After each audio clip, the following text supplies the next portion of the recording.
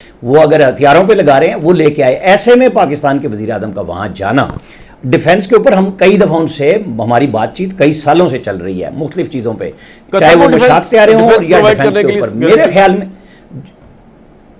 जी मैं आपको कुछ मशाक तैयारा मैंने कहा है। अच्छा, मैं उसमें मौजूद था जब हमने ये भी दिखाया था कि हमारे पास क्या क्या टेक्नोलॉजीज मौजूद है। मैं दोहा में था। अच्छा। मुझे पता है बहुत सारी बातचीत, लेकिन वो क्या है, अमरीका बीच में आता है। अब फैसला अमीर कतर ने करना है। फैसला हम कराएंगे। एक मिनट सुने ना, तुर्की ने कहा है कि पहले फैसला कतर ने करना है। सही है। क्या करना है, हम आपके साथ खड़े होंगे। और पाकिस्तान बिल्कुल क्लियरली खड़ा है इस मामले में। जो ख्वाजा आसिफ का बयान था जिसके ऊपर वो, अच्छा मैं आपको बताऊं, ख्वाजा आसिफ वाहिद वजीर हैं, तासुर भी तबाह बर्बाद किया और इंडिया का मामला भी सेट कर दिया कि क्या है उससे हमारी। मैं आपको बताऊं, ये जो इसराइल की टेक्नोलॉजी यहाँ यूज़ हुई हमारे पास पाकिस्तान के अंदर, उन्होंने ड्रोन में डाले, हमने उनके पायलट्स देखे, वीडियो में वो मौजूद थे। वो पूरी तरह इस जंग में इसराइल इन्वॉल्व था। हजीमत का सामना इंडिया को नहीं, इसराइल को भी करना पड़ा है। जैसे तो ये पॉइंट जो आपने उठाया ना, ये बड़ा इंटरेस्टिंग और बड़ा इंपॉर्टेंट है कि आप ये कह रहे हैं कि अब ये कतर को फैसला करना है कि अगर वो अमेरिका की सिक्योरिटी गारंटी जो है वो तो अब हो गई, हिल गई है, तो कतर को ये फैसला करना है बेसिकली कि उन्होंने अगर अपनी सिक्योरिटी के लिए किसी और मुल्क की तरफ जाना है तो पाकिस्तान से बेस्ट चॉइस को हो नहीं सकती। सैलाब की सिचुएशन में अगर कहा जा रहा है कि जी क्या करने गए वहाँ पर और हासिल वसूल कुछ नहीं होना, तो इसको पाकिस्तान के लिए क्या है वहाँ पे जो विजिट करने गए हैं वो, और आप पूरी सिचुएशन को किस तरह देखते हैं पाकिस्तान के लिए भी और खित्ते के लिए भी? अमेरिका की पोजीशन क्या हो गई है, वीक हो गई है, स्ट्रांग हो गई है सारे मामले में? जुबैर साहब को जरा वीडियो लिंक पे ले लें। असल में हम जहनी तौर पे हर वक्त तैयार रहते हैं कि हासिल वसूल ही होना है। नंबर वन, ये विज़िट सॉलिडारिटी के लिए था कि कतर हमारे साथ खड़ा रहा और हमारे वज़ीर आज़म ने वापसी पे जब वो आ चुके हुए हैं, ट्वीट में भी ये कहा कि हम कंधे के साथ कंधा मिला के कतर के साथ खड़े हैं। उनके अमीर के साथ, थानी के साथ उनकी मुलाकात हुई। मेरे हिसाब किताब में ये एक बड़ा स्ट्रॉन्ग मैसेज था। यहाँ पे रोज़ाना उधार खाए बैठे होते हैं कि पाकिस्तान तो इसराइल के साथ सौदा कर रहा है, पाकिस्तान तो तस्लीम कर रहा है।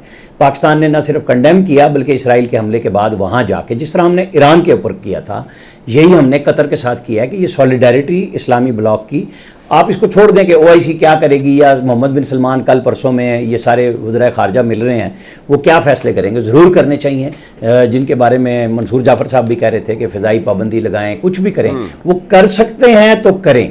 लेकिन पाकिस्तान की स्पेसिफिक बात यह है कि पाकिस्तान की अल्हम्दुलिल्लाह जो हम जंग जीते हैं उसके बाद पहले ही पाकिस्तान के ऊपर बहुत सारे ममालिक का ट्रस्ट, इस्लामी ममालिक की मैं बात कर रहा हूँ, था और वो और बढ़ गया। एटमी कुव्वत के हवाले से भी था। फिर ये जो जंग हुई, एक तासुर हमारे यहाँ भी तो था ना, गंद पड़ा हुआ था कि जी मोदी के साथ मिल गए हैं, पेट्रोल ख़त्म है, ये तो लड़ ही नहीं सकते। यहाँ पर भी वही फनकार थे ना जो इंटरनेशनली भी ऑपरेट करते हैं।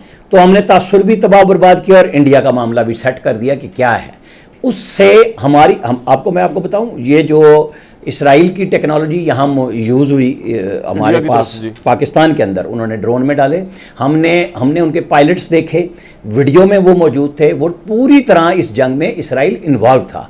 हजीमत का सामना इंडिया को नहीं, इसराइल को भी करना पड़ा है। जैसे वो बात होती है ना कि जी राफेल जो गिराया तो वो फ्रांस का अकेले का नहीं था, फिर रशिया अकेला नहीं था, इसमें इसराइल और हमने उनकी बहुत सारी टेक्नोलॉजी जो ड्रोन की थी, हमने बिल्कुल साइबर अटैक से वो बेहतरीन अंदाज में मुकम्मल भी उतारे। और ज़ाहिर रिवर्स इंजीनियरिंग भी हो चुकी होती है और चीज़ें क्लियर हो जाती हैं। अमेरिका का हमारे साथ कोई गुफ्तगू नहीं हो रही, मुकाबले पे बात नहीं हो रही। अमेरिका ने अपना बंदा पिट्ठू रखा हुआ है ना आगे इसराइल कि जी ठोक दो। जितने बड़े मुआहदे, गिफ्ट्स आपने सारे जिक्र कर दिए, वहाँ तैयारों की इतनी गुंजाइश नहीं है जितने उन्होंने तैयारे खरीदे हुए हैं।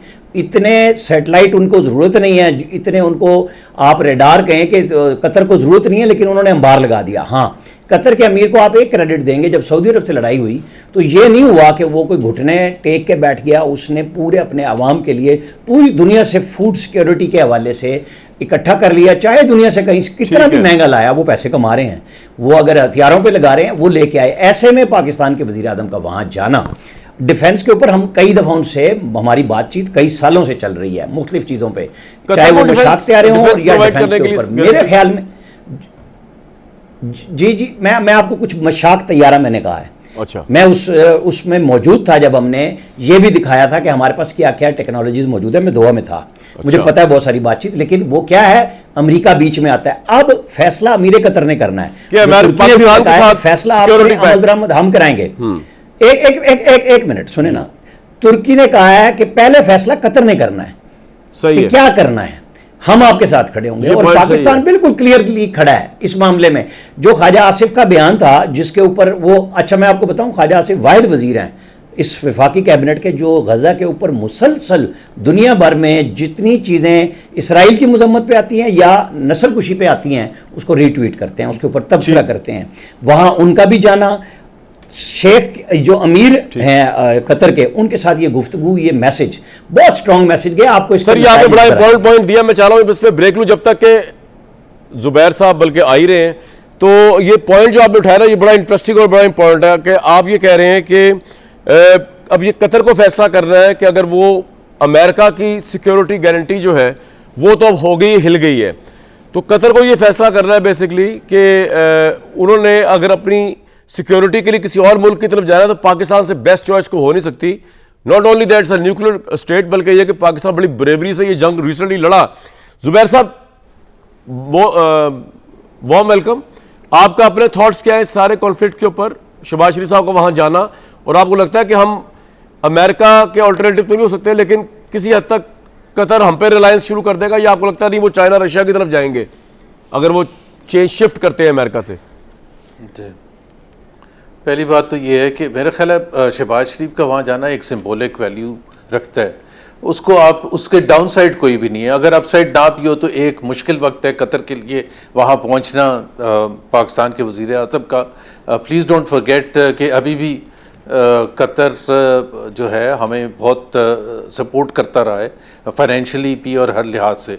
सो उनका अगर आधे दिन के लिए या एक दिन के लिए वहाँ गए हैं, बावजूद इसके कि पाकिस्तान में उनकी ज़रूरत है, सैलाब में ज़ाहिर है लाखों करोड़ों लोग अफेक्ट हुए, लेकिन आई थिंक ये रायगा नहीं जाएगा। इसकी एक सिंबॉलिक वैल्यू तो है। दूसरी चीज़ ये है कि एक आपने बात शायद की थी या शायद किसी और ने की थी, गुड कॉप बैड कॉप। बिल्कुल good cop bad cop America और इजराइल नहीं साथ साथ खेलते हैं। गुड कॉप बैड कॉप तो ये होता है कि अमेरिका डिनाउंस कर रहा है और इजराइल करता जा रहा है, बिल्कुल साथ खड़े हैं। और मैं बिल्कुल वाजे कर दूं कि अगर अमेरिका की इतनी भरपूर सपोर्ट ना हो, 100% सपोर्ट ना हो इजराइल को, तो इजराइल की हिम्मत नहीं कि वो सारे यूरोपियन ममालिक इजराइल के खिलाफ बात कर रहे हैं और वो 100% ज्यादा बात करेंगे। लॉजिक नहीं बनती कि अमेरिका जिसे खुद वो हॉस्टेजेस की रिहाई के लिए वहां पर और सीजफायर के लिए वहां पे मीडिएशन करवा रहा था, कतर को रिक्वेस्ट कर रहा था, इजराइल ने भी की, और अमेरिका का अड्डा भी वहां साथ ही मौजूद है। कतर अमेरिका का लाई है, 90 से तो स्ट्रेटेजिक लाई है, तो वहां भी अटैक हो जाएगा। अमेरिका क्यों चाहेगा? मुझे तो लगता है अमेरिका के साथ भी हाथ कर दिया है इजराइल ने, कि नहीं? नहीं, कोई हाथ नहीं कर दिया। आप उनका व्हाइट हाउस की स्टेटमेंट पढ़े ना, आप फॉलो अगर कर रहे हो तो व्हाइट हाउस ये कह रहे हैं कि हाँ उन्होंने लास्ट में बताया था। भाई बताया था तो आप ये भी तो बताएं ना कि फिर प्रेसिडेंट ट्रंप ने क्या कहा इजराइल को। Did he try to stop them? No, that is the reality. तो जब उसने मना ही नहीं किया, और आज आप सारे टीवी चैनल्स अमेरिका के उठा के देख लें और फॉलो कर लें व्हाइट हाउस के स्पोक्स पर्सन क्या कह रही हैं या उनके सेक्रेटरी ऑफ स्टेट क्या कह रहे हैं, कोई भी नहीं कंडेम कर रहा। आप अभी बात कर रहे हैं कि बातचीत हो रही थी, जब ईरान पर हमला किया था इजराइल ने, तो उस वक्त भी ईरान के साथ बातचीत हो रही थी, अमेरिका की सुपरविजन में बातचीत हो रही थी, और जाके अटैक कर दिया। तो प्लीज अंडरस्टैंड दिस थिंग, इसको आप अलग ना करें। अमेरिका और इजराइल साथ है, इसी वजह से just for this one reason Israel is like a मतलब डेविल जो कि कुछ भी कर सकता है, किसी के साथ भी कर सकता है। यमन पर जब अटैक करना चाहे, लोगों को मारना चाहे दूसरी कंट्रीज में जाके, this is international terrorism of the highest order that the world has never seen. और हम उसी, जब हम वो सेपरेट करते हैं ना, वो हम अपनी मर्जी से सेपरेट करते हैं।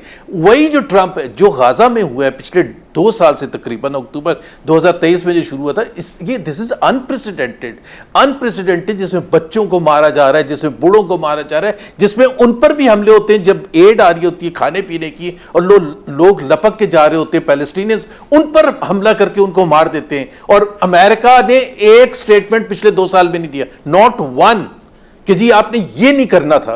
हॉस्पिटल्स में मारा गया, मेडिकल डॉक्टर्स को मारा गया, जर्नलिस्ट को मारा गया, किसको उन्होंने छोड़ा है? और हम उसी वॉर मॉन्गर प्रेसिडेंट ट्रंप को रेकमेंड कर रहे हैं पीस अवार्ड, वो भी कौन सा? नोबल। तो आप कहां से लड़ने के लिए जाएंगे? आप क्या बातें कर रहे हैं? Let's not fool our people की जी। तो आपके ख्याल में पाकिस्तान अमेरिका के ताल्लुकात भी अब इस वक्त हैंगिंग इन द बैलेंस होंगे? हम अमेरिका पे हम ट्रस्ट नहीं कर सकते कतर? नहीं बिल्कुल है, नहीं बिल्कुल नहीं बिल्कुल हैंगिंग इन द बैलेंस नहीं है।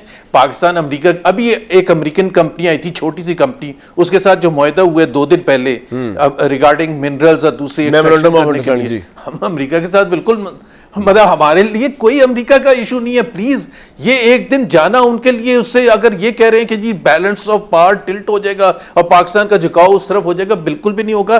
पाकिस्तान अमेरिका के साथ बिल्कुल स्ट्रांग है, चाहे वो पूरे बमबारी करके अरब ममालिक को मार दे।